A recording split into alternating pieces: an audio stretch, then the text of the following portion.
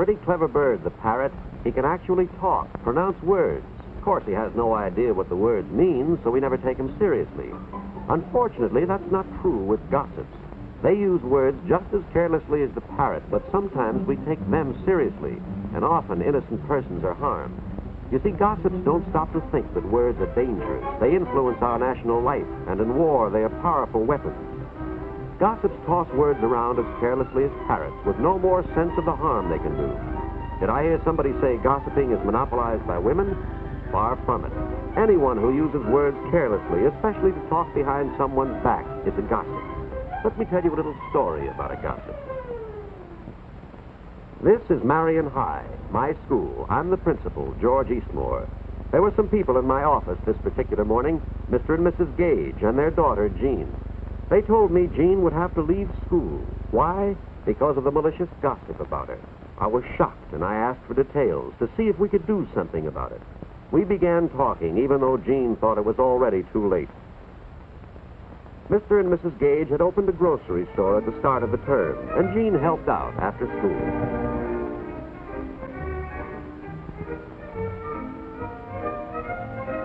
Usually it's difficult for a boy or girl entering a new school to get acquainted and make friends, but in Jean's case it was easy. She's a very good artist. Her first drawing won a school award, and the prize-winning picture was posted on the bulletin board. That seemed to open the doors for her. All the girls were interested and anxious to meet her. The first friend she made was Janice Nelson. Of course, Marion High is coeducational, and the other half of our student body is always interested in a pretty, popular new girl. So while Jean's new friend Janice Nelson was introducing her to some of the other girls, Jack Monroe and Bill Ellis, our two ranking Casanovas, were making a little bet as to which would make the first date with her.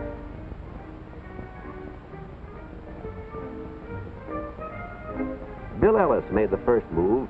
He was waiting on the steps when Janice and Jean left school that afternoon, and soon was off to a running start in the competition. Jack wasn't called the best broken field runner in Marion history for nothing. Besides, he still had some trumps in his hand. Like an open convertible, which had helped quite a few times in the past.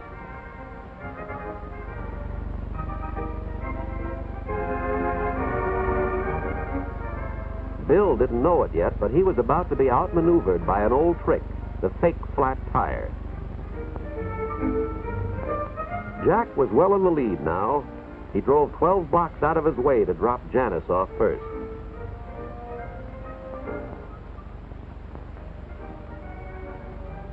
Then he took his time getting Jean back to the grocery store.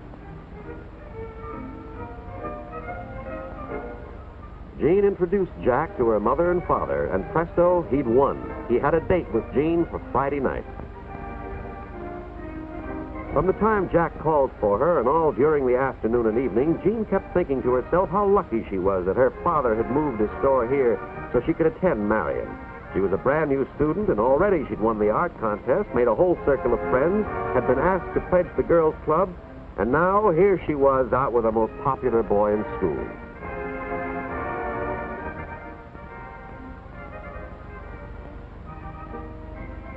But when they drove home, Jean began to learn a little more about Jack. His popularity had gone to his head. He was completely sure of himself, confident that none of the girls could resist him.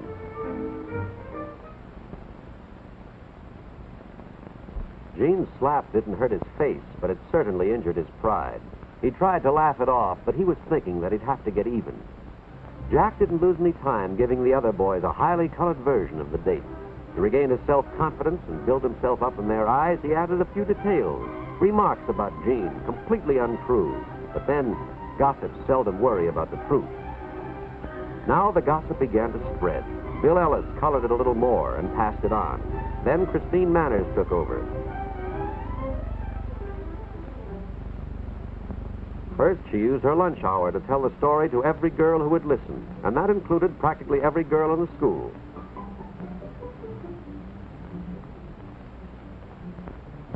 When she got home, she took over the telephone to call all those she'd missed. Yes, gossip spreads like wildfire, especially with the help of girls like Christine. And by the end of the day, the harm was done. Jean's reputation was ruined. The next morning, Christine still wasn't through. She'd been jealous of the new girl's popularity and talent from the start. Now was her chance. But the picture gave Jean her first inkling that something was wrong. She knew it had been torn down deliberately. She asked her friend Janice if she'd done something wrong, but Janice was too uncomfortable, embarrassed to tell Jean to her face. Everyone took pains to ignore her. She felt like an outcast, yet couldn't imagine why. Jean was hurt and bewildered. Marion High had seemed so wonderful only last week. Now it was like a completely different school. Gossip. Jean was lonely and miserable all week, but she was still hopeful that once she was initiated into the girls' club, things would be better. However, Jean had already been blackballed even before the club's scavenger hunt had started.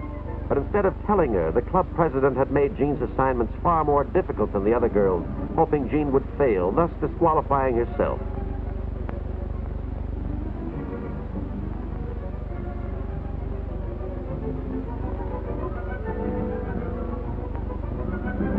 Not knowing this, Jean started out on the scavenger hunt as eagerly as any of the others.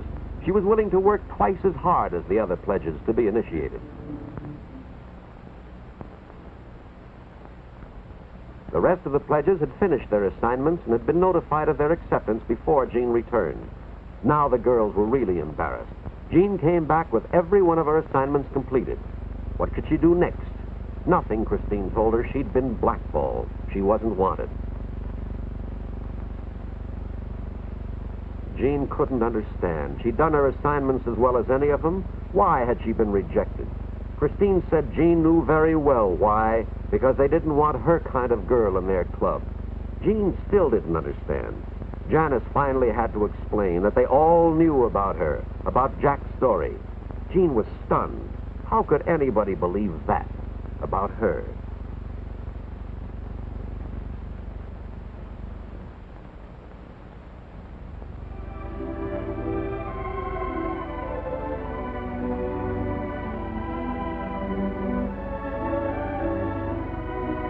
When Mr. and Mrs. Gage came home, Jean told them what had happened, that she hadn't been accepted by the club because of the gossip about her. She said she was quitting school. So that's the story she told me. That's why the Gages came to see me. They agreed with Jean. It would be better if she left school. But I asked them to wait. Give me a chance to do what I could. Gossip is difficult to fight. You have to go right to the source and stamp it out.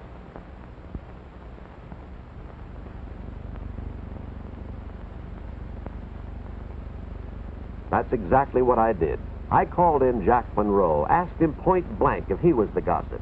Jack was surprised. He thought only women gossiped. Men just, well, talk. He admitted he'd started the talk, but he never realized the harm it would do. When I had finished explaining what his loose talk had done to Jean, Jack asked me what he could do, and I told him a way, the only way. He thought it over. It wasn't going to be easy. It would be embarrassing, and we both knew it. But he finally agreed.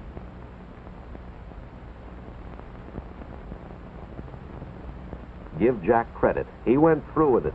His voice broke a few times, but he managed to tell them all that there was nothing to the gossip, that he had made up the story and was to blame for everything.